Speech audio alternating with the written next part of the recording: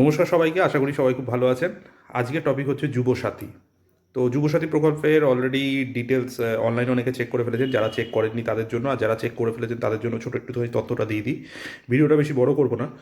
Online form পাওয়া যাচ্ছে, অনলাইনে ফর্মের ডিটেলস, কী ডকুমেন্টেশন লাগছে, যাবতীয় সমস্ত আপনি যে ভিডিওটা দেখছেন সেই ভিডিওর ওপরে একটা ছোটো গুগল ড্রাইভের লিঙ্ক আছে, আমি সেখানে সমস্ত কিছু ডকুমেন্ট দিয়ে দিচ্ছি।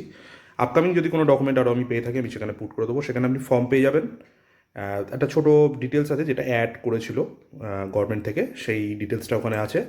এবং যত পৌরসভা এবং পঞ্চায়েত রয়েছে, যেখানে যেখানে কালকে থেকে এবারে সরকারের ক্যাম্প বসতে চলেছে, তার সম্পূর্ণ ডিটেলস ওখানে পেয়ে যাবেন। রবিবার নিয়ে কেউ চিন্তা করবেন না, কারণ অনেক জায়গায় মিউনিসিপ্যালিটি বা পঞ্চায়েতের অফিসে ক্যাম্প আছে। সেটা নিয়ে কোনো চিন্তা করার কারণ নেই, সেটা কিন্তু রবিবার দিন খোলা থাকবে। তো 26 তারিখ অবধি পুরো প্রসেস চলবে।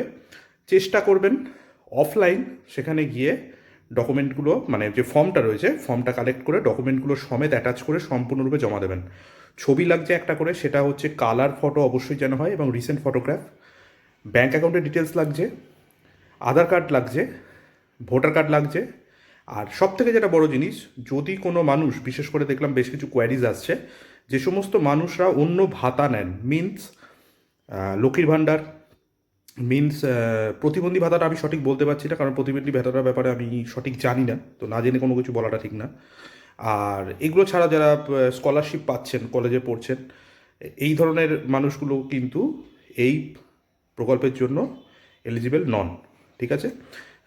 কোনো যদি অসুবিধা হয়ে থাকে আপনি ভিডিও কমেন্টের নিচে লিখবেন, আমি রিপ্লাই দেবো, তার দিয়ে কোনো অসুবিধা নেই। ওকে, ভালো থাকবেন সবাই। ওপরের লিঙ্ক থেকে যাবতীয় ডিটেলসটা একটু দেখে নেবেন।